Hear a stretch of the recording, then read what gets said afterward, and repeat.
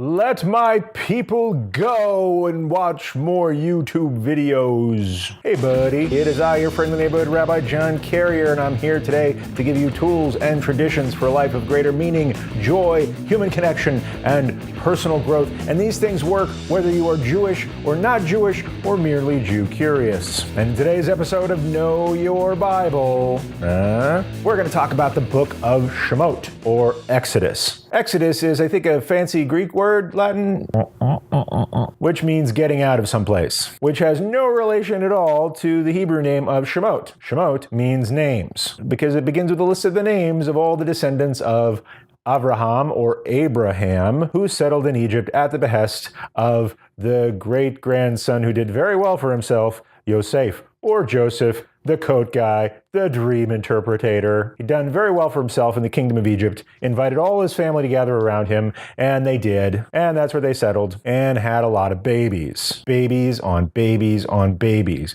And before you know it, there was like 1 million people or so, all descended from that one fellow Abraham with whom God had made a covenant. That's like an agreement where you agree to stay in a relationship for an indeterminate period of time. You do your thing, I'll do my thing, and we're going to do it together. I am not a lawyer, but that's kind of what a covenant is. Anyways, there were a lot of descendants of this fellow Abraham who had settled in Egypt, and it said a new king arose who did not know Joseph and said, this people's going to be trouble. Let us deal wisely with them, by which I mean impose taxations of labor and goods and services, and maybe they'll stop having so many babies because they're too busy filling out their tax forms. But that didn't work. So Pharaoh put them to hard labor, made slaves out of them, and a great cry arose from among this nation. And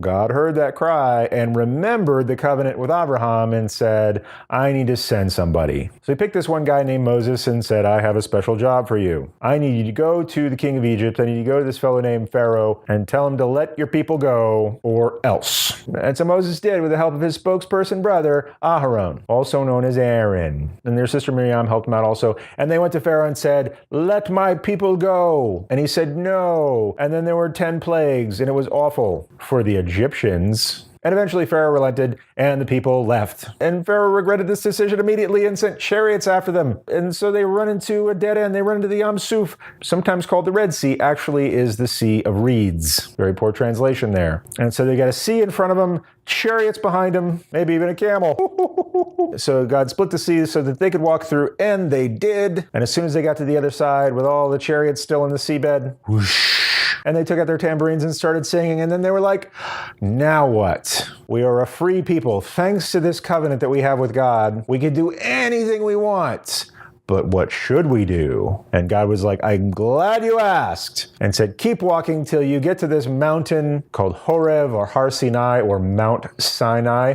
Not just a hospital. And when they got there, they heard trumpets and thunderbolts and lightning. It was very, very frightening. And smoke and fire and this big booming voice that started counting to 10. a.k.a. just really made 10 statements, known in Hebrew as the Aseret HaDibrot, or the 10 statements, sometimes called the 10 commandments, because they were very imperative. God said, I'm your God. You don't get any other gods. I don't want you to make a statue of me. I don't want you to make a statue of anybody else. Listen to your mom and dad. Take a day of rest, 1 out of every 7. Don't murder people, kidnap, steal stuff, or covet, and some other things too. The point is, in this moment, God made a new covenant with the whole of the people. Or maybe you could say God renewed the covenant that we made with one person, Abraham, only now he made it with every Jewish person on earth at once. And answered the question, now that we can do anything we want, what should we do? Now we are not only a free people, but we are a free people with a mission. And that mission is to act justly, act with kindness, foster justice and peace throughout the world. And God says, now, go do that. And they're like, where should we start? And he said, well, you should probably go back to that place called Canaan that I kind of promised to your great-great-great-great-grandfather. And so they started walking again. This is probably the most cinematic book of the Bible. My personal favorites being the 10 Commandments with Charlton Heston, slightly edged out by The Prince of Egypt. There is not a single musical number in that movie that does not make me cry a little bit. Oh, I almost forgot another big chunk of the back half of the book of Shemot is when God says, okay, everybody, I need you to build a big tent. Because as you're wandering through the desert toward Canaan, I want to be able to visit you and be present among you. And, I'm not particular, but for you, you should put me up someplace nice. So build this tent, build this portable sanctuary, because I know when I'm not around, you do zany stuff like make golden cows. I'm looking at you, Aharon. So in this grand story of Exodus, we had a bunch of babies. Pharaoh didn't like that. We escaped Pharaoh. We crossed an ocean on foot.